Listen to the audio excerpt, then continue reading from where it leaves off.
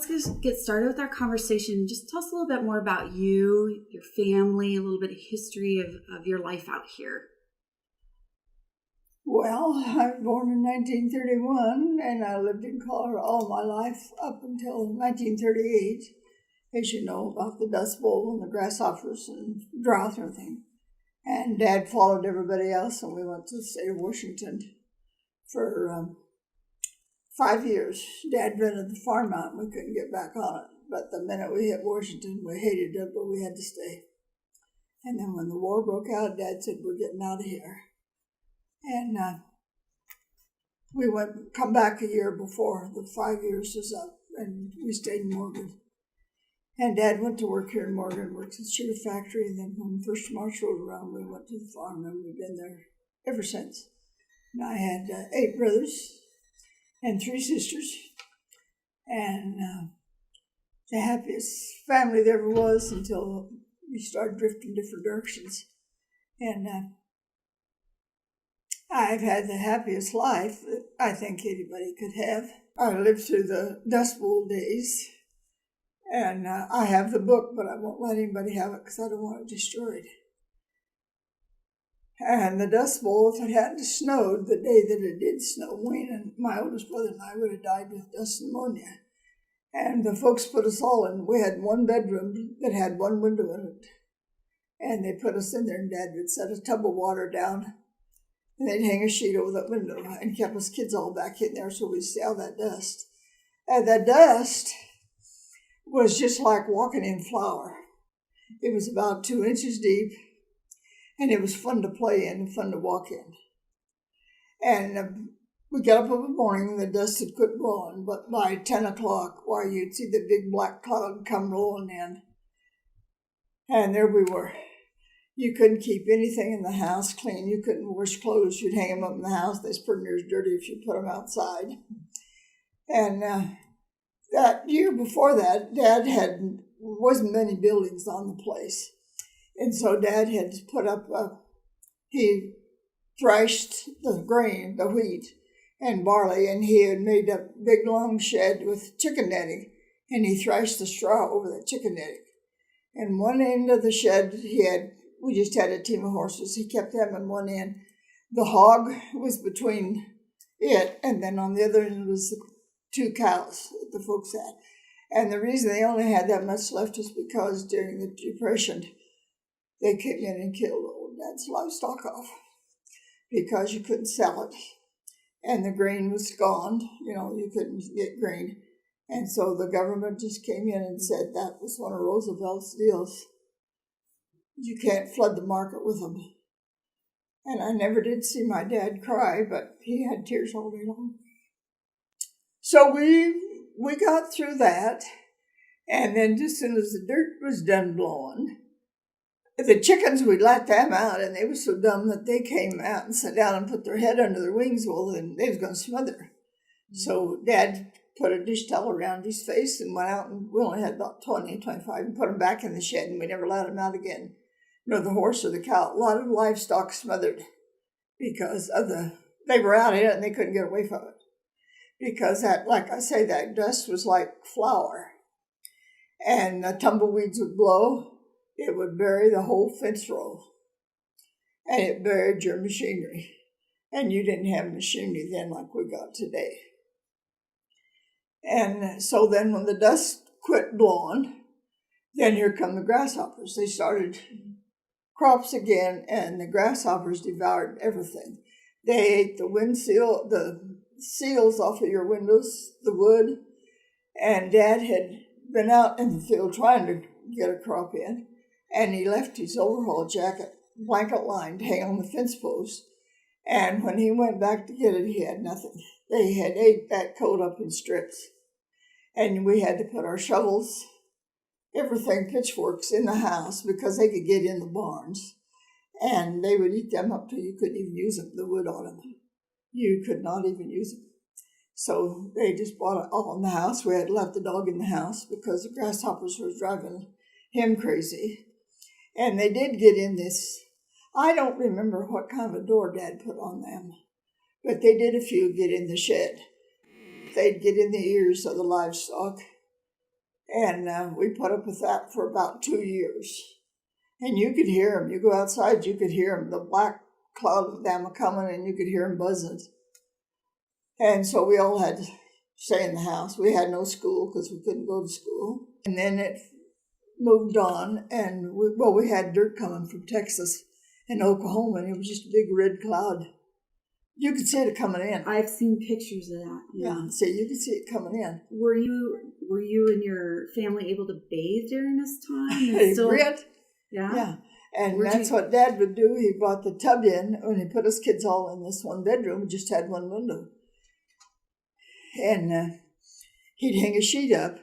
And in about a half hour or so, he'd come in and take the sheet down and drip it in that water. And the water was black, and he'd hang it back up to try to keep that dirt from coming in the room.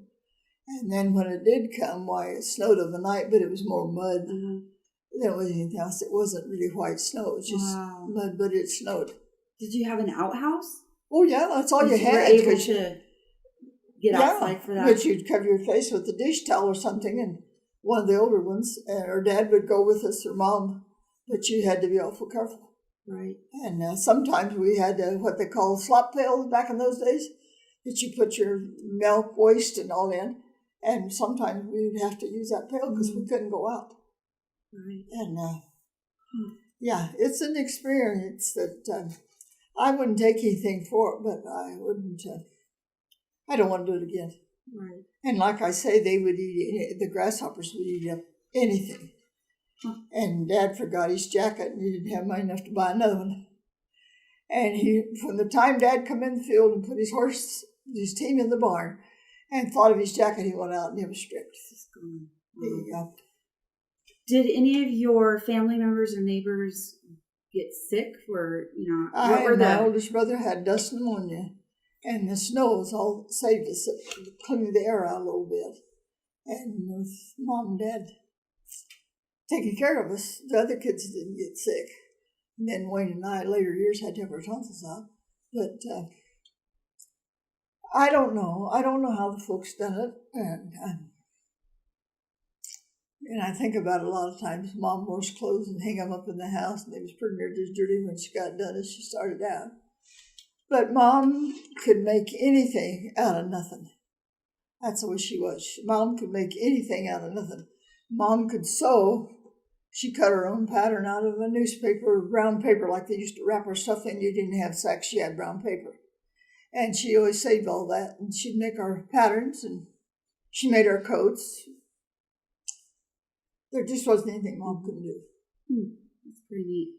And during that time, I think you said, just to clarify, you didn't get to go to school because you couldn't leave to go to school. Yes, we could go to school. You did. We'd go early, and then they'd let us out early. Oh, yes, you said that. Okay. Let us out early, but the parents had to be there with a wagon to get us because we'd be lost in the dirt storm. So we got in about 2 hours of schooling, and the teacher stayed there at the school. Uh-huh. And so out in Onalaska, of course, we rode school buses, and they didn't have dirt storms out there. And they told us when we went out there that they never had lightning. Well, one day, Mom was being a carpenter there in the house. She was building a china cupboard. And a rainstorm come up. And Washington, it rained all the time. That's why we hated it so bad. It'd start in October, and it would in April, and rain clear through the whole winter. And they said we never had lightning. Well, there was a big old tall tree we called a snag. It didn't have nothing on it.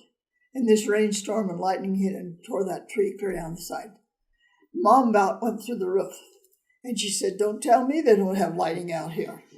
And they did. But it rained a lot, but we didn't have lightning. And we never had snow at one time while we was out there. And we had electricity this one time. Well, Dad used the battery out of the truck.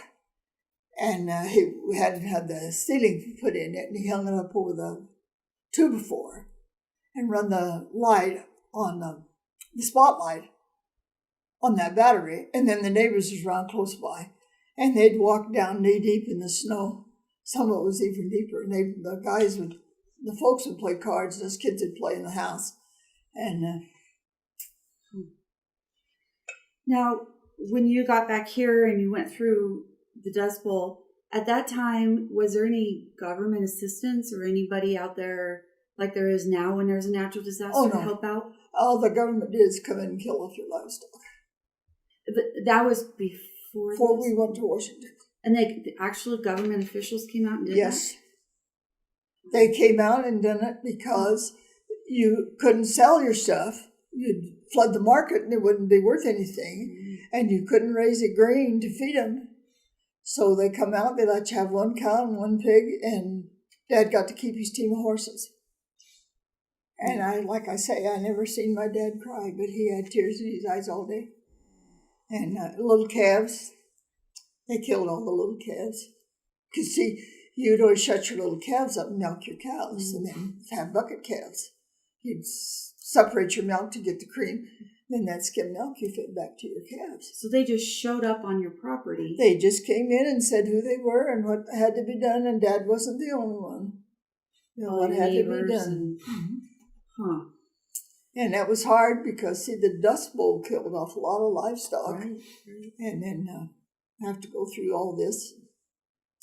Yeah.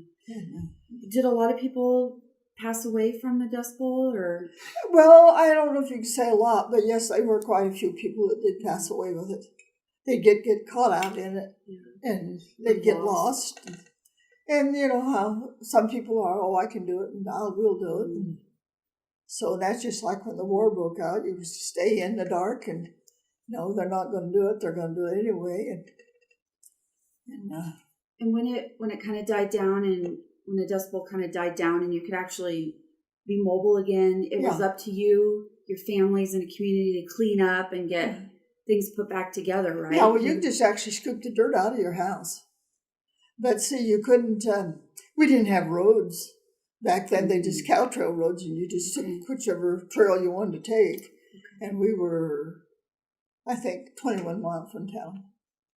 Okay. And so they'd all get together, the men, and see what groceries you had to get and everything. Of course, it was always cigarettes and coffee. Priorities in life.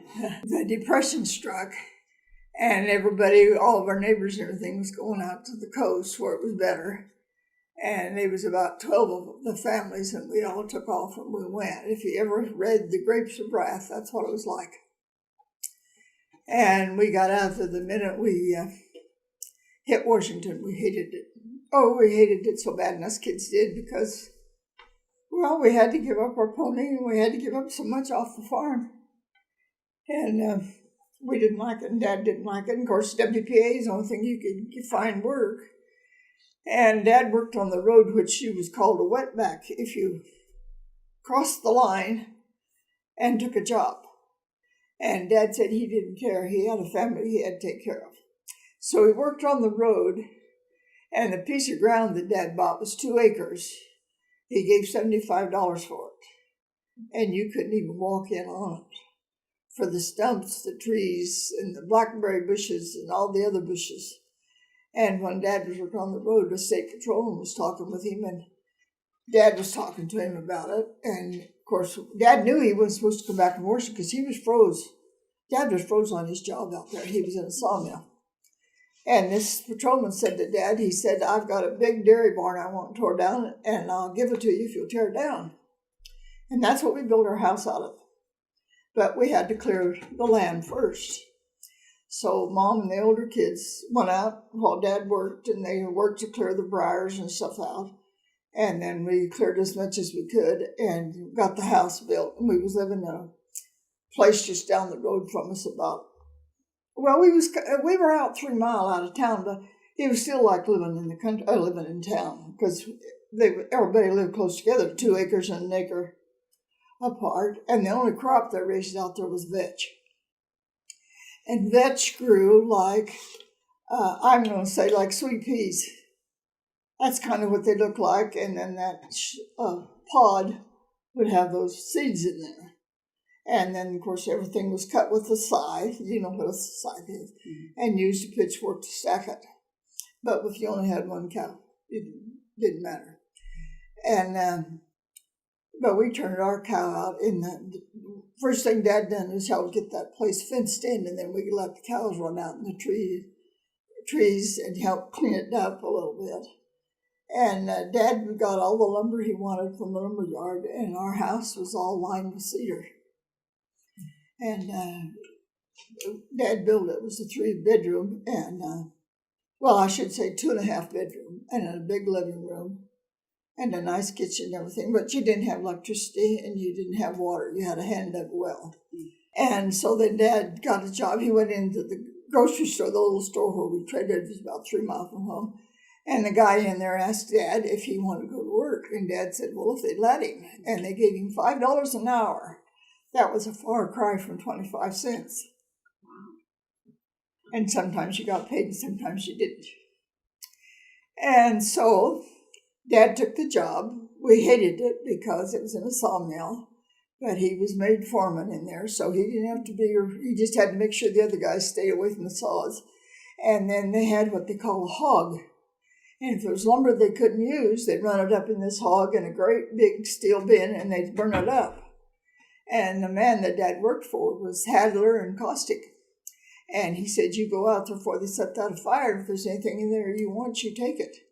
And that's where we got a lot of our lumber to build a garage and build a barn, because we just had the 1 cow, and room for the hog, and a few chickens, because we had to start all over.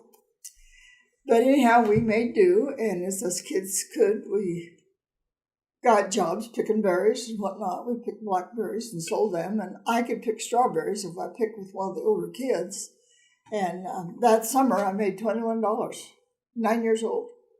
That was a heck of a lot of money for a 9-year-old. But we gave it to Dad because the folks, we got to buy our school clothes, but you could, at that time, you could buy a sweater like I've got on. Well, it wasn't as heavy as this, for a quarter. No more than $1. And you could buy shoes for hardly nothing. But we mainly went barefooted because we didn't have sandburrs and those goat heads. I don't know. I think my worst experience is when Pearl Harbor was bombed. Of all my life, I think that was the worst experience of my life. And then my dad got called. And you were about 6, is that right? I was 6 when we went out there, and not quite 10 when the war broke out. And how old were you when you were sitting on your dad's lap? I was just about 10. I wasn't quite 10 yet, because this happened in December, and I wouldn't be 10 till July. And Dad got drafted. And the bus come along and picked up all those that got drafted, and it was on a Sunday. And of course, you know how we all felt.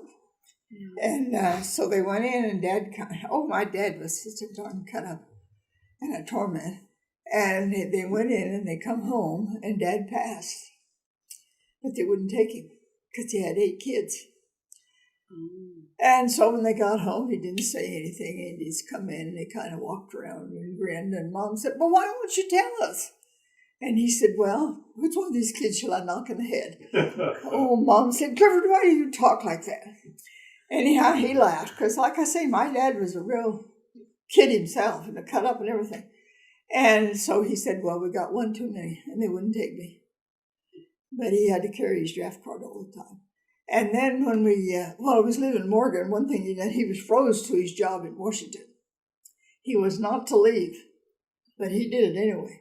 And then he had to go to Greeley if he was looking for a job at that time. I don't remember what they called that. And that guy looked at him a little while, and he said, what are you doing here? He said, you get yourself right back to Washington. And Dad said, you know people in hell want ice water? And he turned and walked out, and we didn't go back. And that's how it was. Yeah. So the day that you learned that Pearl Harbor was attacked, you were sitting on your dad's lap, and you kind of knew what was going on, right? We knew something was wrong, but we didn't know. We didn't know it was a war. We didn't know anything. Okay. Because see, back then the parents didn't talk to the kids. Oh, okay. And but I was Dad's girl, always. And when Dad's feet hit the floor, mine did too. And when they sprayed for grasshopper or scattered, they drove their cars and put out the bait. I went, and Dad said, what are you doing in here? And I said, I'm going with you. And I stood up between the 2 seats in the car and went out with Dad to spread. And if Dad didn't come home, I'd cry. That's why Dad called me Molly. That was my nickname. because if I couldn't be with Dad, and if Dad would tell Mom I'd be a little late coming home tonight, it didn't matter to me. She could tell me a dozen times. Dad had to tell me. And he didn't always say, well, I'm not going to be home early or anything. And I was a nervous wreck the time he got home. But no, I was sitting on his lap when that happened. And of course, then Dad said, well, we got to get these lights out and get this door shut. And then that's the way it went. So how did you feel when he? It felt different, right? When he kind of hugged you and kissed, just a different feeling. Oh, I can still feel Dad kissing the top of my head. Yeah. And I followed him to the kitchen, and because I wanted to know what was going on, and they said what happened, and then Dad said, I've got to get out and get the tar paper on and uncover the sand buckets and everything. And of course, our game warden couldn't read or write, and he was our game warden. And he thought he was as sharp as he could be because he was game warden. But everybody had to do it. But we just, I don't know, we just didn't understand why they was stacking that tar paper by the windows and having all those buckets of sand, and I guess we just wasn't smart enough to ask. And what was the sand for? If there was a fire. Gotcha. Yeah, the sand was for fire. It was for fire. Yeah. Okay. Because they kept saying there could be incinerator bombs. And that and soda, oh Lord, I don't know how many boxes of soda we had to have. Does the soda help put out the fires too? Yeah, soda was for if you got burnt and whatnot. And these things you had to put over your headlight looked like frog's eyes, really. It bulged, and you put them over your headlights. And then your headlights wouldn't glare out, but you could still see to drive to get to work. And of course. And were those government issued, those things? Or did you guys no. You had to purchase them? The government bought them. But no, my dad had to register, and he was called, but he didn't have to go. And then my oldest brother, he didn't have to go to World War II, but he wouldn't behave himself. And he just wouldn't come home. He was running around with boys 2 years older than he was, and half the time they didn't know where he was out of a night. So then these boys he was running with went up and stayed with my grandmother, and they worked at the sugar factory. And Wayne was 2 years younger than them. Well, when they got down to the factory, why the boy Elmer Van Winkle, did you ever know him? He said, I'm going to the Navy. And he did. And the other four boys said, well, we're going too. Well, Wayne said, I'm going too. And the recruiter come up to Grandma's house and talked to the boys and signed them up, and he signed Wayne up. And Grandma says, now, smart Alec, you got a boss. And he went home, and the recruiter come down to folks, and Wayne had to have a birth certificate. And Mom said, no, he's not getting it. He's not old enough. He wasn't quite 17. He went in the Navy. Oh, wow. And so Dad said, yes, that's exactly where he's going. We're going to know where his head's at night. Dad signed these papers, and Grandma Alice House, did you remember Grandma Alice House, Mrs. Edison? Well, she's the one that delivered all those kids. She was a midwife. The mother that went around and helped all the mothers. And we still call her Grandma Alice House. But anyhow, she said, told Dad, he said, yes, I'll help you get it. And Mom said, if he gets killed, I'll never speak to you again. But they let him go. His dates that he went in was January 23rd in 45. 1, 2, 3, 4, 5. Dad come home one night, and Mom said, well, where's that car at? And Dad said, it's on the driveway. It was a truck. And Mom said, well, what are you going to do? And he said, we're going to Colorado.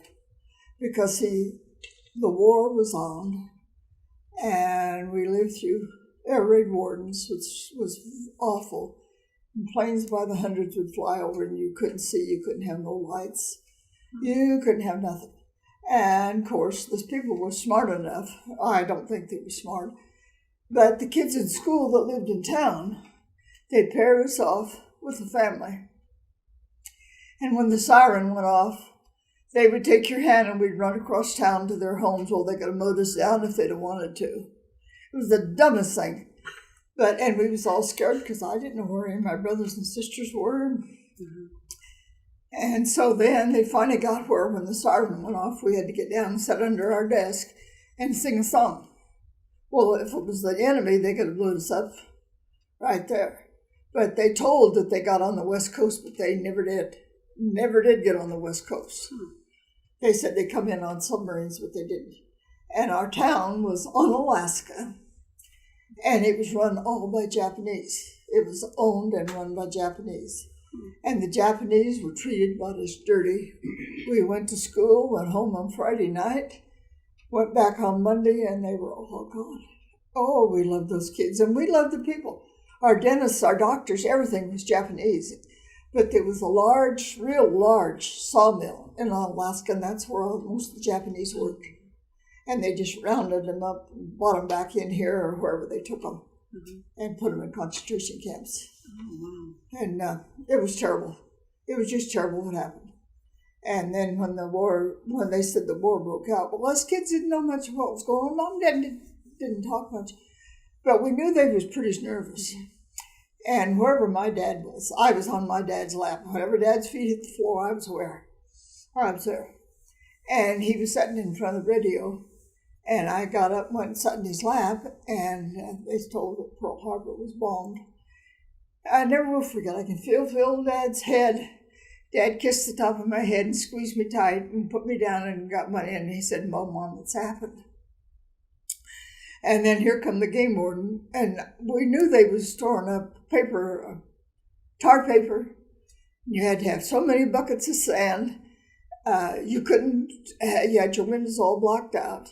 You couldn't open your doors. And here we was, and these planes was taking off going over. We couldn't open the door. And it was pretty rough on a 10-year-old. Dad had his fill. He come home and bought the lumber, and he built the blocks on the truck.